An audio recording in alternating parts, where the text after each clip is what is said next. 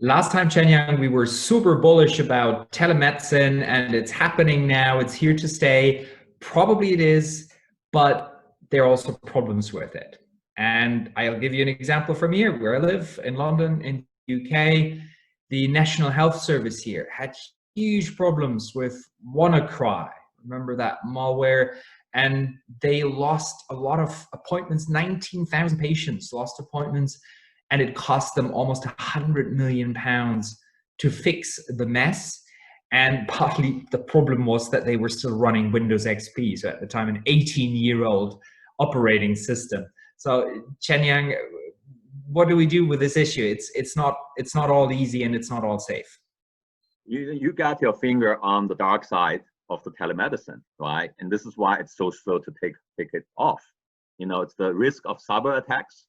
And then the other one is the privacy, right? You know, that was the terrible cases in the risk, of cyber attacks. But you also on the patient privacy side, that the patient information that, they lose control of that.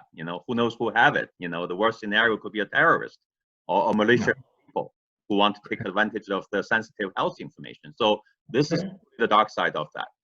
Okay, I mean, it depends, right? If my healthcare data was compromised, maybe not a big deal. But I have a friend, for example, this year he was diagnosed with HIV. His family doesn't know. So having that exposed, that would be not just inconvenient. It would be a small catastrophe for him. Other industries have gone through that exercise of building the technology, building trust. What can healthcare learn from other industries here?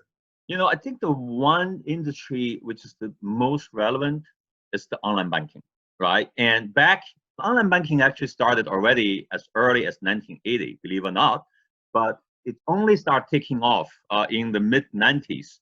But at that time, the concern on security and privacy is preventing the consumers to adopt it.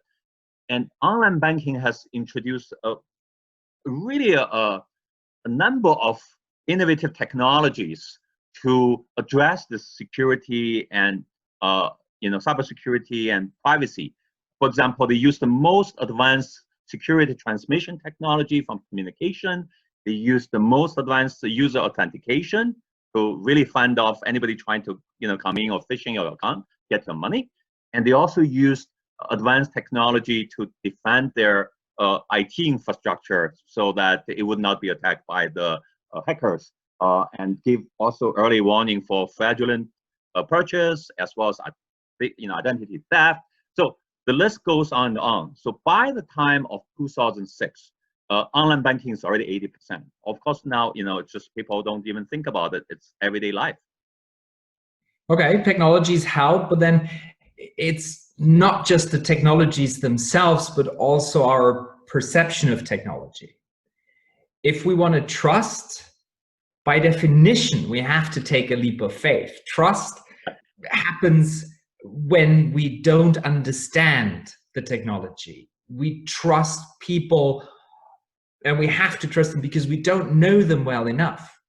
And trust needs to be built over time. And my take on it is that two things need to be the case for trust to be built. One is, for me to take my initial leap of faith, there has to be something in it for me. It has to be cheaper or quicker or more convenient.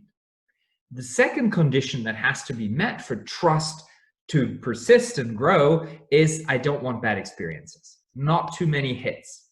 And that's true for me individually, but it's true for society. Take credit cards. There's credit card theft, but you get reimbursed, and the amount of fraud is not big enough to deter everybody from using credit cards. And I expect the same to happen for telemedicine.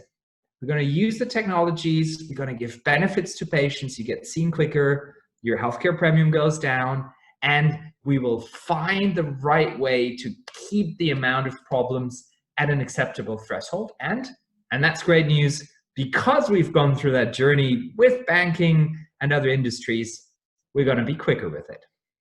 I think you just nailed it. And I think telehealth is coming, is going to be the new norm after the post-pandemic.